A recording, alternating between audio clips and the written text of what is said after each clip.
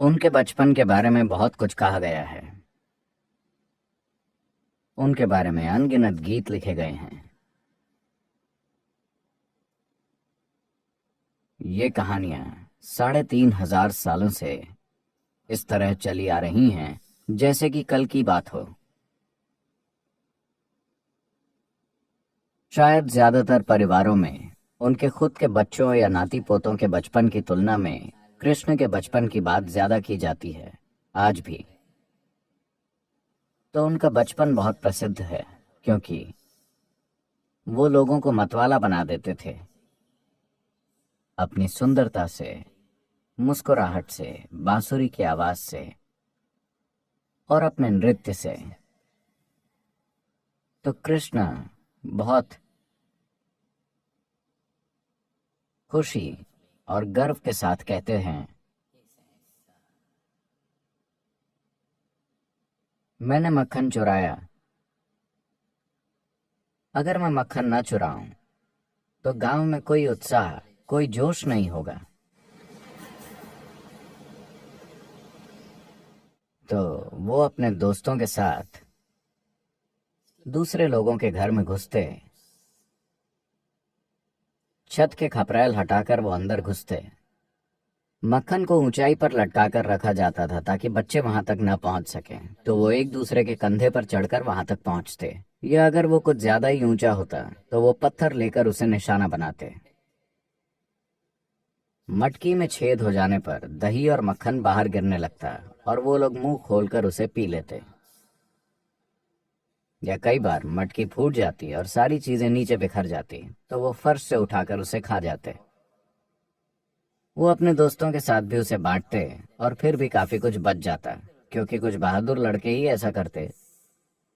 दूसरे लोग safe game खेलते तो वो बंदरों को बुलाकर उन्हें भी खिलाते। ये सब बहुत रोमांटिक लगता है, मगर ये ऐसा ही है जैसे पड़ोस के बच्चों ने आपके फ्रिज पर धावा बोल दिया हो। That's the reality. तो कुछ लोग गुस्सा हैं, कुछ लोग दुखी हैं, मगर वो आज के लोगों की तरह पागल नहीं होते थे। आज लोगों को दौरा आ जाएगा। वो महिलाएं ऐसी नहीं थीं, वो गुस्सा हो जाती थीं। ये उनकी आजीविका थी और भी बहुत कुछ। तो वो लगातार कृष्ण की शिकायत करती रहती थी। जब वो उनकी माँ के पास आकर उनकी करतूतों की शिकायत करती तो वो गर्व से कहते हैं, मैं माँ के पीछे छिपकर उन्हें प्यार भरी आंखों से देखता हूँ। और वो मुस्कुराने लगती हैं।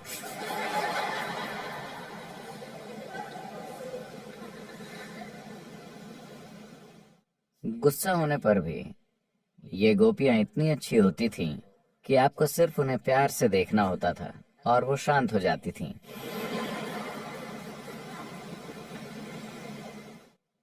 तो कृष्ण और उसके दोस्तों की छोटी छोटी शरारतों के इर्द गिर्द बहुत सारी संस्कृति, गीत संगीत और नृत्य का विकास हुआ। उनके जीवन के दूसरे पहलू भी थे, मगर एक बुनियादी चीज ये थी कि एक पुरुष रूप में वो बहुत ही सुंदर थे। जब वो बच्चे थे तब भी लोग उनकी शारीरिक सुंदरता की ओर खींचे चले आते थे। देश के उत्तरी भाग में, जहां लोग आमतौर पर गोरे होते हैं, वो सांवले थे। Bluish. नीली आभा वाला सांवला रंग। मगर वो एक बच्चे के रूप में इतने आकर्षक थे कि लोग उनकी बदमाशी भरी शरारतों को अनदेखा कर देते थे। दुनिया में बहुत से ऐसे लोग हैं जो कभी अपने आप में 10 मिनट के लिए भी आनंदित होकर नहीं चले। दुनिया में बहुत से ऐसे लोग हैं जो अपने पूरे जीवन में एक पल के लिए भी किसी के सामने नहीं बैठे उनसे सच में प्यार करते हुए। उनका पूरा जीवन बीत जाता है इन चीजों के साथ एक पल भी बिताए बिना। ऐसे लोगों के लिए गोकुल में कोई जगह नहीं है।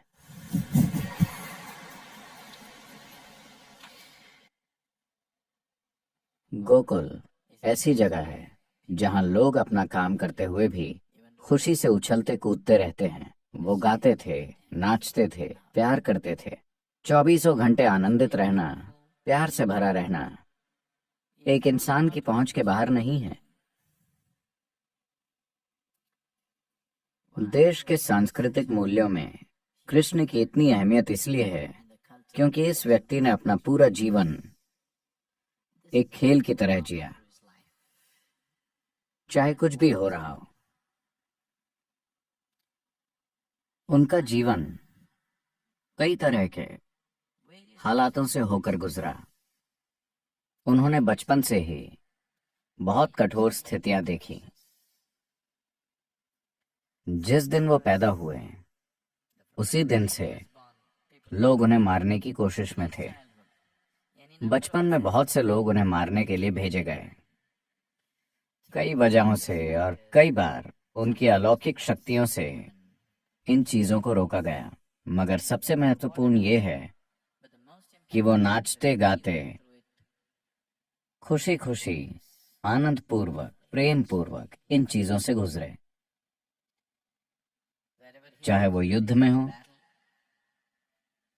या अपने दुश्मन का सिर धड़ से अलग करने वाले हों, उनके चेहरे पर मुस्कुराहट रहती थी।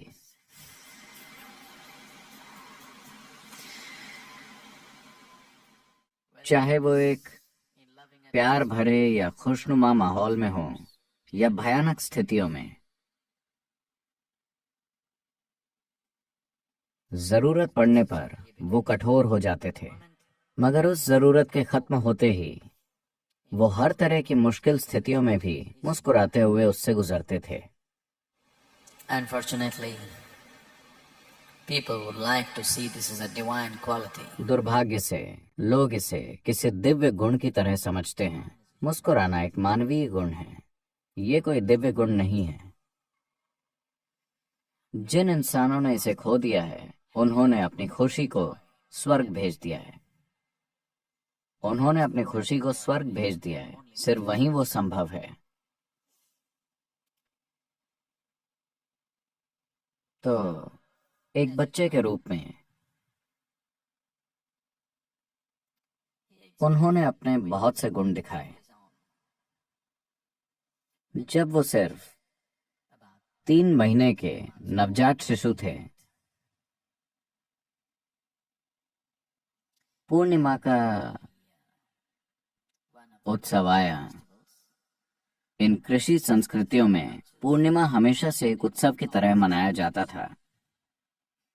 वैसे तो हर दिन एक उत्सव था, पूर्णिमा और भी अच्छा बहाना था।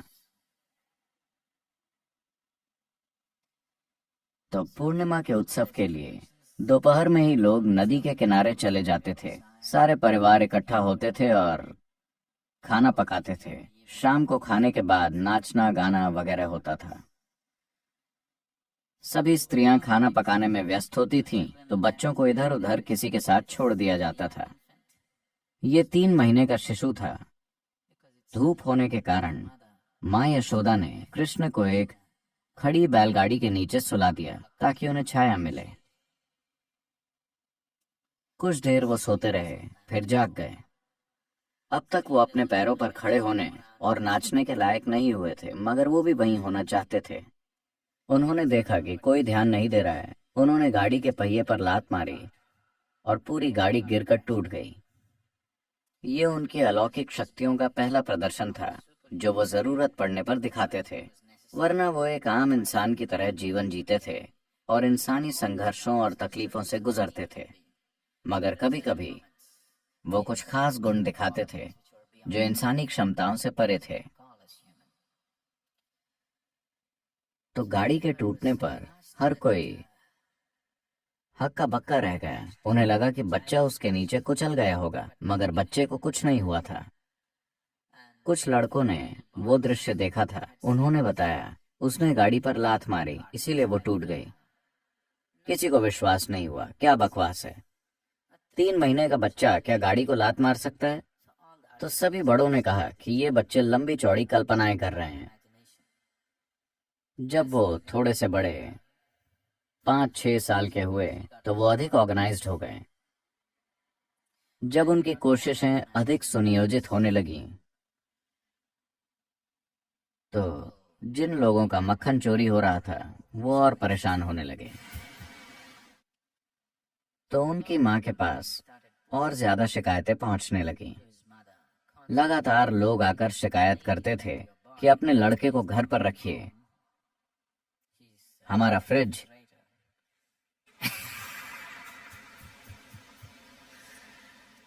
तो ये कुछ ज्यादा ही हो गया।